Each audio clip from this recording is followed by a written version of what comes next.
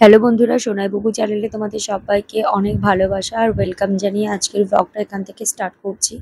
সকালবেলায় সব থেকে যে বড় কাজটা থাকে সেটা হলো আমার ঘর গোছানো। এইটা যতক্ষণ না পর্যন্ত গোছাতে পারি মনে হয় যেন কি একটা কাজ করিনি একটা মানে অস্বস্তি রকম একটা ফিল হয় মানে শরীরের মধ্যে।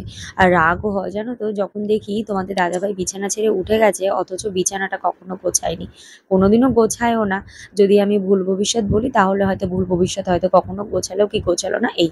আর যেহেতু রাত্রেবেলা এসি চলে তো একটু কম্বল, তারপরে পাপানের জন্য একটা টাওয়াল, এই তিনজনে তিনটে জিনিস দিয়ে খাটটা পুরো ভর্তি হয়ে থাকে। যাই হোক, বিছানা টিছানা গুছিয়ে আগে একটু চা নিয়ে আসলাম। চা অবশ্য আজকে আমার শাশুড়ি মা করে রেখেছিল, আমি পরে গিয়ে একটু গরম করে নিয়ে আসলাম। তারপরে গিয়ে আর ভিডিও করা হয়নি। এটা হলো দুপুরবেলার ভিডিও। সেদিনকে দুপুরবেলার ভাত খাইনি, জাস্ট কর্নফ্লেক্স আর হচ্ছে একটু আম ছুলে নিয়েছিলাম, ব্যাস এই দিয়েই দুপুরবেলার খাবারটা সেরে নিয়েছিলাম। সেদিনকে আর একদম ভাত ঠাত কিছুই খাইনি। তা আমার শাশুড়ি মা এই দেখে বলছে যে এই মেয়েটা একটা বড়সড় রোগে পড়বে, সামান্য এইটুকুনি জিনিস খেয়ে কি দুপুরবেলা কাটানো যায়? আগের দিনকেও একদিনকে ভাত খাইনি। যাই হোক, কি আর করা যাবে, দুপুরবেলা খাওয়া দাওয়া করে রাত্রেবেলা হঠাৎ করে বেরিয়ে গেলাম তোমাদের দাদা ভাইয়ের সাথে। কেন সেটা পরে বলছি, দাঁড়াও। বাবা এইদিকে কোথায় কি এইদিকে তাকাও। পাপা ওরা গেছে ওইদিকে, ওই আইসক্রিমের স্টলটাতে গেছে, ওই স্টলটাতে গেছে। তুমি গাড়ি চালাও। কি ওটা কি? বেশ কয়েকদিন ধরে গাড়ির এসিটা মানে একটু খারাপ হয়ে গেছিল, তো সেইটা ঠিকঠাক করে নিয়ে আসবে বলে হঠাৎ করে তোমাদের দাদাভাই রাত্রেবেলা গাড়িটা ঠিক করে নিয়ে এসে পর বললো কি চলো আজকে একটুখানি ঘুরে আসি।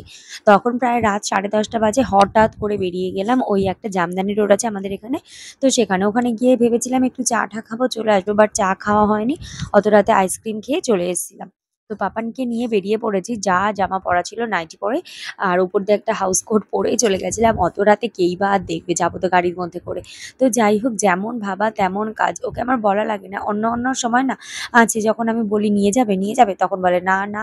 হঠাৎ করে মাঝে মধ্যে এমন একটা ভাবে সারপ্রাইজ দিয়ে নিয়ে যায়, সত্যি ভাবলে ভীষণ ভালো লাগে। আজকের ব্লগটা না ডেলি ব্লগের মতন আর কি শেয়ার করিনি, একটু অন্যরকম ভাবে শেয়ার করছি। তো চলো, ভিডিওটা ভালো লাগলে দেখতে থাকো।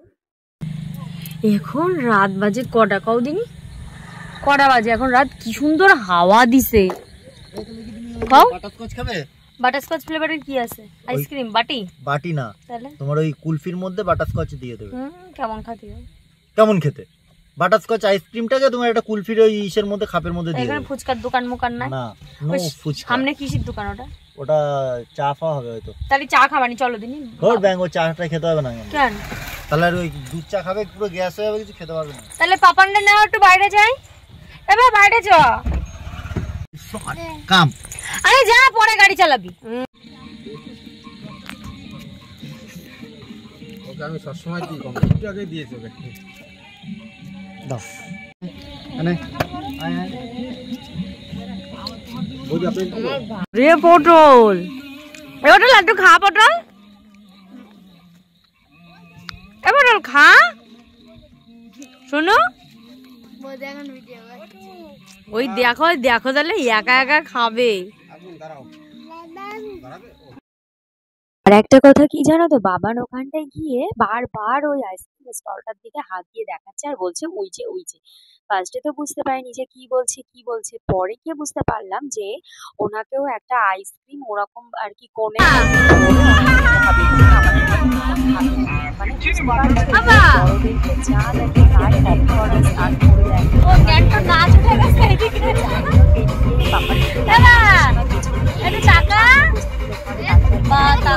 গাড়ি একদম চালাতে দেয় না, এত ডিস্টার্ব করে। ওর সামনে বসে ও একাই গাড়ি চালাবে, এরকম আর কি অবস্থা শুরু করে দেয়। তো এইদিকে আস্তে আস্তে এইখানে ঠাকুরনগরে এখানে গেট প্রতিবার পড়বে, হয় যাওয়ার সময় একবার, তা না হলে আসার সময় একবার।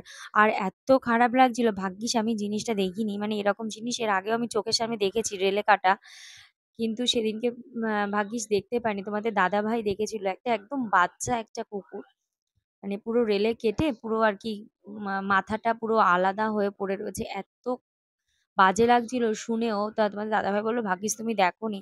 এত খারাপ লাগে, মানে সত্যি কথা আর কি বলবো, কোনো ড্রাইভারও চায় না এরকম করতে, কিন্তু হয়ে যায়, কি আর করা যাবে। বাবান কি করছো? আমি নেট অফ করিনি।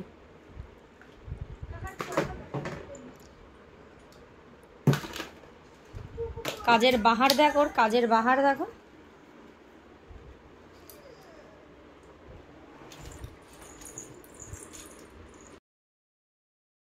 আর এইদিকে সকালবেলা আমার রান্না হয়ে গেছে, ডাল আর লতি করেছিলাম চিংড়ি মাছ দিয়ে, লতি ভাপা। ওইটা হয়ে গেছে, যেহেতু দুপুর আর সকালে একবারের জন্যই করেছিলাম, তো সকালের দিকে কেউ আর খায়নি, দুপুরের দিকেই খেয়েছিল। আর এদিকে মাংস, অনেকটা মাংস এনেছিল, আমি গ্যাসে করতে পারবো না, আর উনুনে না আমি রান্না করতে পারি না সঠিক, মানে ঠিক করে বুঝতে পারি না কিভাবে কি করবো। তপনকে আজকে আমি টাকলু করে দিয়েছি একা একাই, তো টাকলু ঠাকলু করার পরে স্নান দান করিয়ে নিয়ে এসে ওকে এখন লেবুর রস খাওয়াতে বসলাম। তো যাই হোক, আজকের ব্লগটা এখানেই